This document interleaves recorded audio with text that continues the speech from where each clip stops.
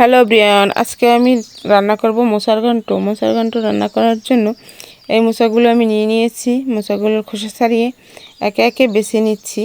এটা সুন্দর করে বাছতে হবে। দেখুন ওই শক্ত অংশটা ওটা ফেলে দিতে হবে। আস্তে আস্তে সুন্দর করে বেছে নেওয়া শেষ আমার মোচাগুলো।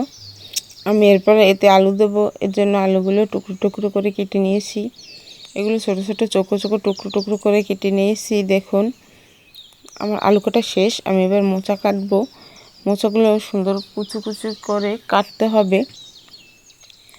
আরেকটা কথা, মোচা কাটার আগে হাতে দিয়ে দিতে হবে একটু সরিষার তেল, না হলে এর কষ হাতে লেগে যাবে। দেখুন বন্ধুরা, কথা বলতে বলতে আমার মোচা কাটা শেষ। দেখুন তেল দেওয়ার পরেও হাত কতটা কালো হয়েছে। আমি পরিষ্কার করে জল দিয়ে ধুয়ে নিয়েছি। এবার আমি উনুন জ্বালিয়ে দিলাম। কড়াই গরম হওয়ার পরে আমি এতে দিয়ে দিচ্ছি সরিষার তেল।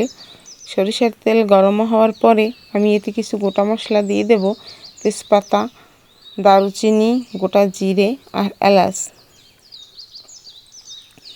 এগুলো দেওয়ার পরে যতক্ষণ না পর্যন্ত তেলে গন্ধ ছড়ায় ততক্ষণ পর্যন্ত অপেক্ষা করতে হবে। এরপর দিয়ে দিতে হবে কাঁচামরিচ। কাঁচামরিচ দেওয়ার পরে এটা একটু ভাজা ভাজা হয়ে গেলে এতে আমি দিয়ে দেব আমার কুচিয়ে রাখা আলুগুলো দিয়ে দিচ্ছি। এবার আমি এতে দিয়ে দেব লবণ আর হলুদ।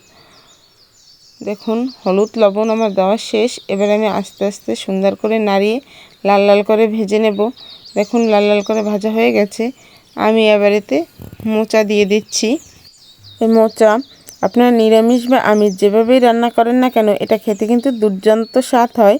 আপনারা অবশ্যই একবার খেয়ে দেখবেন। এতে আমি দিয়ে দিচ্ছি স্বাদমতো লবণ আর রঙের জন্য একটু হলুদ লবণ সুন্দর করে নাড়িয়ে চাড়িয়ে মিশিয়ে নিচ্ছি।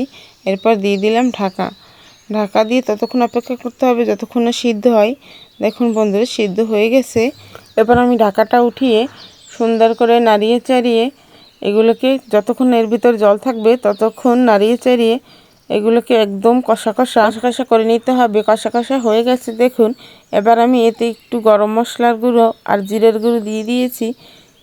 ভালোভাবে মিশিয়ে এগুলোকে নামিয়ে নিলাম। এটা যেমন খেতে স্বাদ তেমন দেখতেও লোভনীয়। দেখুন আপনারা।